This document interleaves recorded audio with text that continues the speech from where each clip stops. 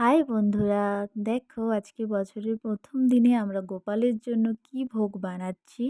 তো ভাবছিলাম অনেক দিন ধরেই যে গোপালকে একটুখানি গুড়ের পায়েস বানিয়ে দেবো, কিন্তু হচ্ছিল না।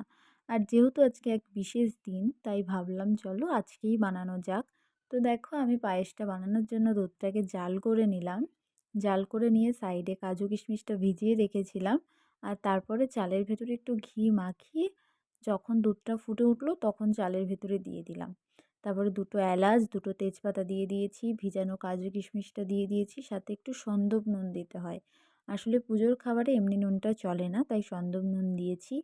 দেওয়ার পরে ভালো করে ফুটিয়েছি যতক্ষণ না ভালো করে চালটা সিদ্ধ হচ্ছে। সিদ্ধ হয়ে গেলে গুড় দিয়ে নামিয়ে নিয়েছি। আর দেখো গোপালের ভোগ কিন্তু রেডি, আর গোপালকে আমি ভোগ নিবেদনও করে দিচ্ছি। তোমাদের ভালো লাগলে প্লিজ আমার পাশে থেকো, আমার চ্যানেলটাকে সাবস্ক্রাইব গোপু সোনার জন্য একটা লাইক দিয়ে যেও।